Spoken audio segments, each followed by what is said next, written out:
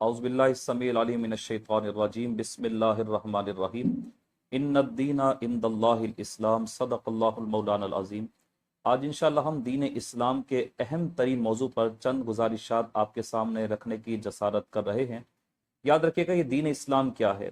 اللہ تعالیٰ نے دین اسلام کو منتخب کیا ہے ہمارے لیے، لیکن اس کے ساتھ ساتھ میں دو آیتیں ضرور پیش کرنا چاہوں گا کہ جب بچہ کسی کے ہاں پیدا ہوتا ہے، بچی کسی کے ہاں پیدا ہوتی ہے، تو یہ موروثی ایک نظام ہے۔ جس گھر میں بچہ پیدا ہوا، جس گھر میں بچی پیدا ہوئی، ماں بھی مسلمان ہے، باپ بھی مسلمان ہے، بھائی بھی مسلمان، بہنیں بھی مسلمان، اس نے مسلمان گھرانے میں آنکھ کھولی اور اس نے کہا لا الہ الا اللہ محمد رسول اللہ صلی اللہ علیہ وآلہ وسلم۔ جس نے کلمہ پڑھا وہ دین اسلام میں تو داخل ہو گیا، لیکن اس کلمے کے بعد اس کے تقاضے تھے کہ دین اسلام ہے کیا، دین اسلام کی سمجھ کرنے کی ضرورت تھی۔ تو اس کے لیے اللہ رب العزت نے ارشاد فرمایا قالت الاعراب آمنا قل لم تؤمنوا ولكن قولوا اسلمنا ولما يدخل الايمان في قلوبكم۔ یعنی مفہوم اس آیت مبارکہ کا یہ ہے کہ تم مسلمان تو ہو، لیکن کیا تم نے اپنے دل میں ایمان کو داخل کیا ہے؟ مسلمان ہونا ایک الگ بات ہے، پھر اس مسلمان کے لازمی جز تھا کہ وہ ایمان کے تقاضوں کو پورا کرے۔ اس آیت مبارکہ میں یہی ارشاد ہوا کہ تم مسلمان تو ہو گئے، لیکن کیا تم نے اپنے ایمان کو اپنے دل میں داخل کیا ہے؟ اور جس نے ایمان کو اپنے دل میں داخل کر لیا اس کے لیے اللہ تعالیٰ نے کتنا بڑا انعام رکھا، وَلَا تَهِنُوا وَلَا تَحْزَنُوا وَأَنْتُمُ الْأَعْلَوْنَ إِن كُنتُم مُؤْمِنِينَ۔ یعنی اتنی بڑی بشارت ہے ایک مومن کے لیے، ایک مسلمان کے لیے، کہ فرمان ہوا جس نے ایمان کو اپنے دل میں بسا لیا، اللہ تعالیٰ ارشاد فرماتے ہیں وہ دنیا میں بھی کامیاب ہے، آخرت میں بھی کامیاب ہے۔ یعنی ایمان کی دولت پانے کے بعد دنیا بھی سنور گئی اور آخرت بھی سنور گئی۔ اب میں اس معاملے کی طرف آپ تمام احباب کی توجہ دلانا چاہتا ہوں کہ دنیا سنور گئی تو آخرت سنور گئی۔ اس کا مطلب یہ ہوا کہ دین اسلام کا تعلق جہاں دنیا کے ساتھ ہے وہاں آخرت کے ساتھ ہے۔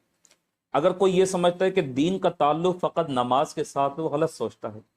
اگر کوئی یہ سمجھتا ہے کہ دین اسلام کا تعلق صرف نمازوں کے ساتھ ہے، روزے کے ساتھ ہے، حج کے ساتھ ہے، زکوٰۃ کے ساتھ ہے، تو معذرت کے ساتھ وہ غلط سوچتا ہے۔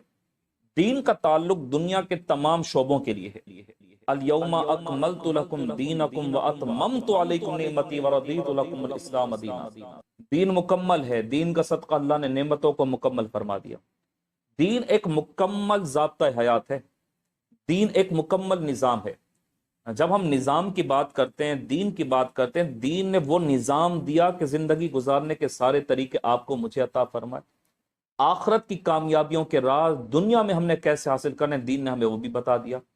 تو آج اگر کوئی اپنے ذہن کے کسی بھی حصے میں یہ بات رکھتا ہے کہ دین کا تعلق فقط نماز سے ہے، روزے سے، حج سے ہے، زکوٰۃ سے ہے، تو بالکل غلط سوچتا ہے۔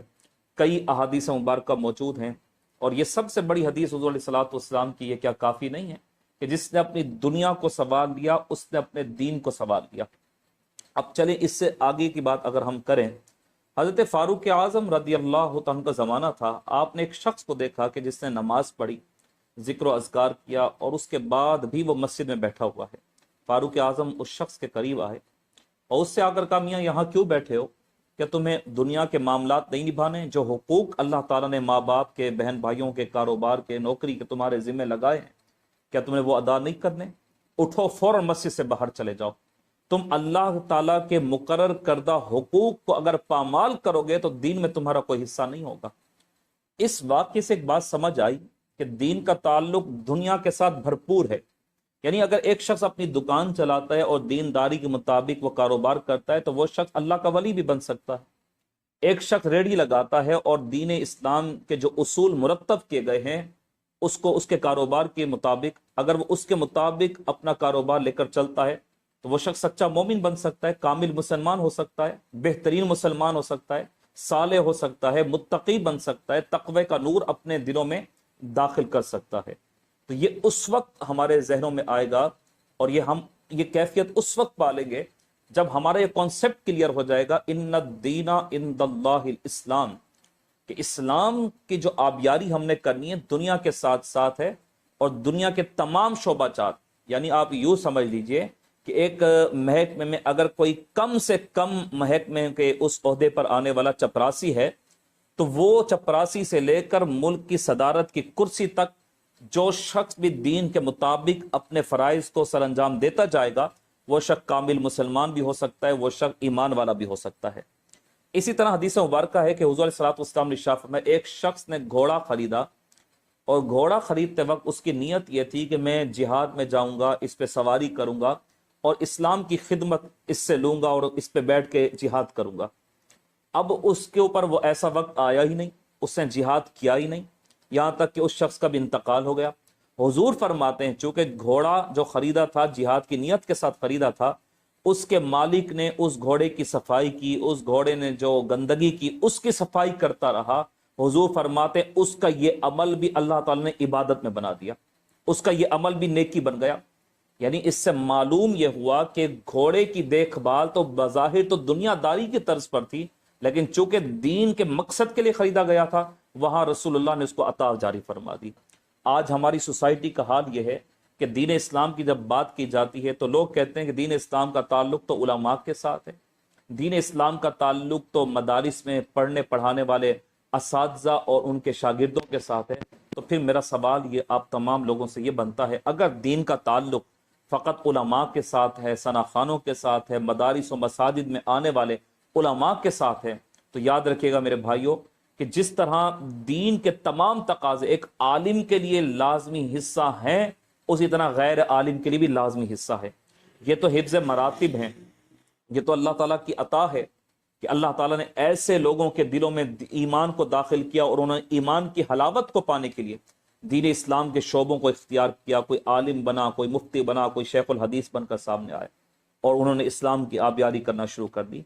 तो आज हमारी सोसाइटी के चंद लोग जो लिबरल सेकुलरिज्म रखते हैं, उनको ये बात लाजमी सोचनी चाहिए कि दीन का ताल्लुक दुनिया के तमाम शोबों के साथ है।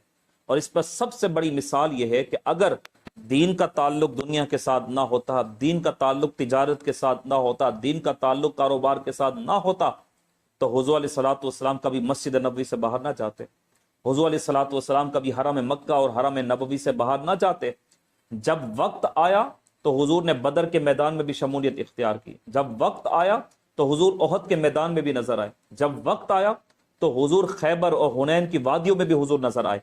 और दुनिया को हुजूर सल्लल्लाहु अलैहि वसल्लम का ये अमल बता रहा था कि अब दीन इस्लाम का वक्त आ चुका है, इसकी आबियारी करनी है। और लोगों को एक कॉन्सेप्ट ये हुजूर सल्लल्लाहु अलैहि वसल्लम ने दिया कि दीन इस्लाम का जो तसव्वुर है महदूद नहीं है, दीन इस्लाम का तसव्वुर बहुत आगे तक है। लिहाजा आज इस गुफ्तगू में जो खुलासा हमारे सामने आता है, इन्ना दीना इंदल्लाहिल इस्लाम, कि इस्लाम की आबियारी करने के लिए सबसे पहले हमें दुनिया के मामलात को दीन इस्लाम के मुताबिक ढालना होगा।